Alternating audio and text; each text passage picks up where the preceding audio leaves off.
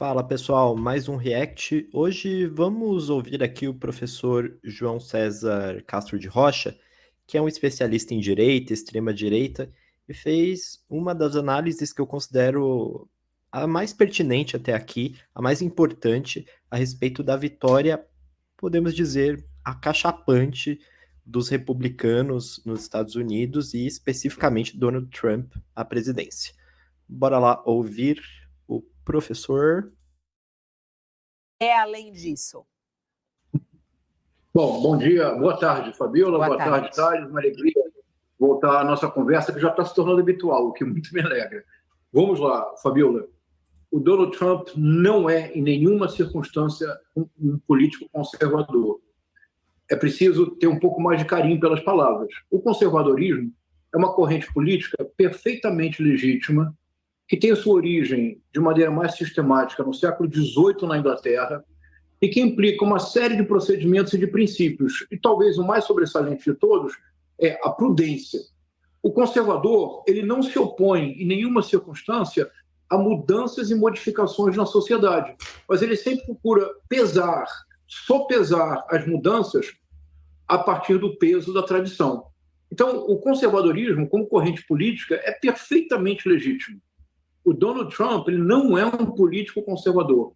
O Donald Trump é um político extremista, de extrema-direita, e que realizou nesta campanha algo muito sério. Posso mencionar 2 pontos iniciais, Fabiola, para a nossa conversa? Pode. Vamos lá. Primeiro ponto, como nós sempre fazemos, serei breve aqui. Primeiro ponto, como nós sempre fazemos, honestidade intelectual em primeiro lugar. Sem nenhuma tergiversação, é preciso reconhecer que o que aconteceu ontem não foi apenas o retorno do Donald Trump à presidência, foi um retorno triunfal e consagrador. Se em 2016, no voto popular, ele ficou atrás da Hillary Clinton aproximadamente 5, 6 milhões de votos, neste ano, em 2024, ele ficou à frente da Kamala Harris os mesmos 5, 6 milhões de votos. Exato. Essa vitória do Donald Trump foi uma vitória não somente do colégio eleitoral, como tinha sido na eleição de 2016, como uma vitória no voto por cabeça, no voto popular. Então, não tem nem mais a desculpa de dizer que os democratas ganham no voto popular e os republicanos no colégio, né? O Donald Trump obteve algo que em 2016 ele não teve. Ele terá, pelo menos nos 2 primeiros anos de governo, maioria absoluta na Câmara e no Senado. Ele conseguiu algo que há muitos anos, eu nem lembro qual é o último candidato presidencial norte-americano que consegue a proeza de vencer em todos os estados chamados estados pêndulo, os swing states. Neste ano, havia 7. O Donald Trump venceu nos 7. Para que a audiência dimensione o tamanho desta vitória, se a Kamala Harris tivesse vencido em apenas 3 estados pêndulo, Pensilvânia, Michigan e Wisconsin, e ela tinha grandes probabilidades de fazê-lo. Se ela tivesse vencido nesses 3 estados pêndulo, nós hoje falaríamos da Kamala Harris como presidente. Para que você tenha uma ideia do tamanho da vitória do Donald Trump. Absolutamente avassaladora e consagradora. Reconhecendo. Pronto. Intelectualmente somos honestos e reconhecemos. 2. E o segundo ponto, Fabiola, é o mais preocupante. E aqui eu vou ser breve mesmo, porque eu quero escutar o Thales e você. Porque o segundo ponto, em tese, ele é contraditório com o primeiro. Ele praticamente, em tese, é paradoxal em relação ao primeiro. Porque o primeiro ponto mostra que Donald Trump conseguiu, nos 4 anos em que ele ficou fora da presidência, aumentar em muito o seu capital político. Essa é a questão que temos que reconhecer. Agora, o segundo ponto é preocupante, Fabiola. Isso deve servir de alerta, inclusive, para nós aqui no Brasil, né? Estar Bolsonaro, por exemplo, fora da presidência, inclusive o Bolsonaro inelegível, nem por isso ele deixa de acumular capital político para uma eleição futura, ainda que não seja na próxima, mas na próxima da próxima, né?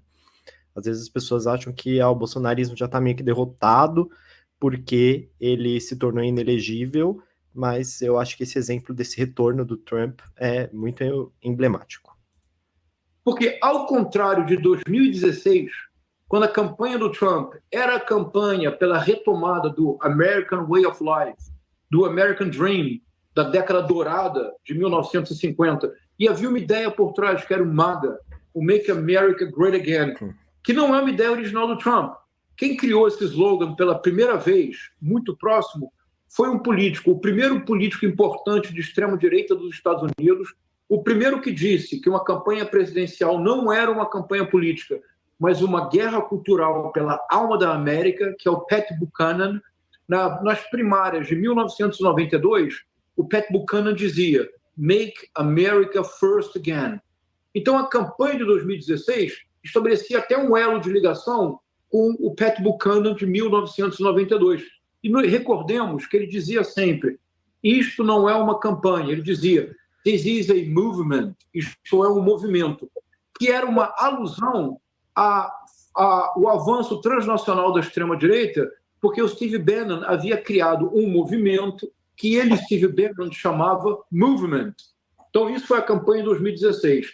Agora, Fabiola, Tales, em 2024, o Donald Trump apresentou, sem constrangimento, sem pudor, sem nenhuma espécie de filtro, um projeto que não é um projeto exatamente de Make America Great Again. O projeto que ele apresentou, vamos dizê-lo com todas as palavras, ele apresentou o projeto de uma Hungria continental, de uma Hungria que fala inglês, porque ele disse com todas as palavras, ele disse, eu não terei as inibições que eu tive no primeiro mandato, eu colocarei pessoas fiéis a mim em todos os cargos de confiança, eu perseguirei os adversários políticos. O que ele propôs para a América é um modelo de democracia iliberal, que é o que chama o Viktor Orbán, o modelo que ele criou na Hungria. Então, veja, Fabio Tales, não parece para vocês contraditório? Ele obteve uma aceitação popular muito superior ao da primeira campanha em 2016. Ao mesmo tempo, ele explicitou da maneira a mais clara e transparente possível um projeto autoritário. Como entender essas duas coisas, Thales? Eu tenho uma hipótese, mas quero escutar vocês primeiro. Pessoal, aqui eu acho que uma das coisas mais importantes aqui a se reter do que o professor João César está falando, e muita gente questiona, às vezes até nos comentários aqui no canal, por que vocês chamam o Trump e o Bolsonaro de extrema-direita?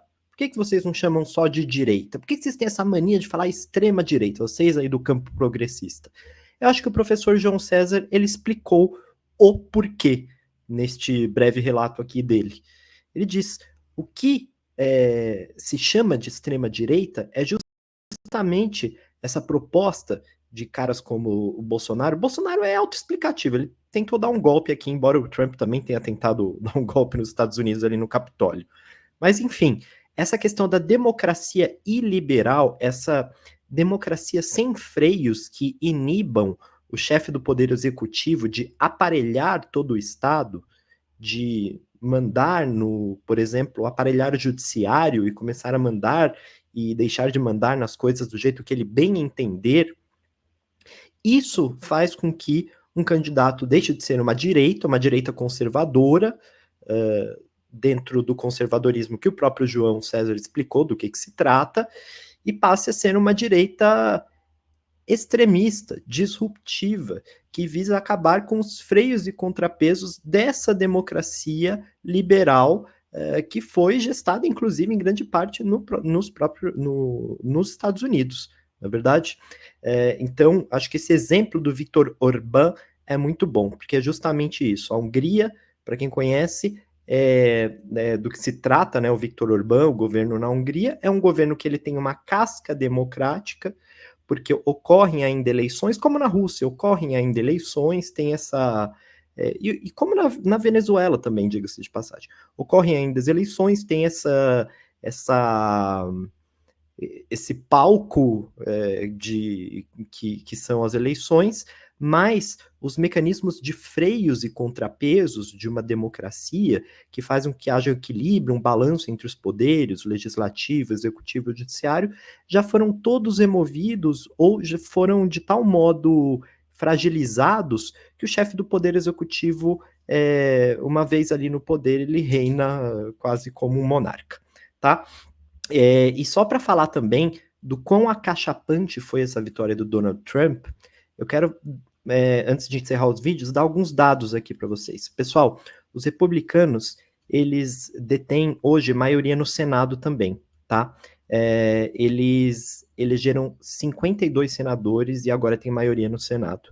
Eles também têm uma maioria na Câmara, uma maioria considerável na Câmara dos Deputados, a Câmara do Congresso dos Estados Unidos, com 198 republicanos contra 180 democratas eleitos nessas eleições. Também é importante que se diga que os republicanos, nessas eleições, nos estados em que se elegeram governadores, elegeram 8 governadores contra 3 governadores democratas. Ou seja, os republicanos embalados pelo trumpismo, embalados, inclusive, por esse discurso extremista do trumpismo, elegeram diversos senadores, deputados e governadores nessas eleições, a tal ponto em que nós podemos dizer que os Estados Unidos virou um país trumpista,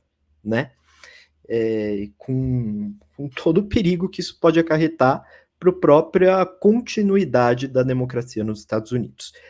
Pessoal, se vocês puderem deixar um like aqui e comentarem aqui o que vocês acharam dessa vitória acachapante do Donald Trump, e se puderem comentar também o que faltou para Kamala Harris chegar minimamente perto da vitória.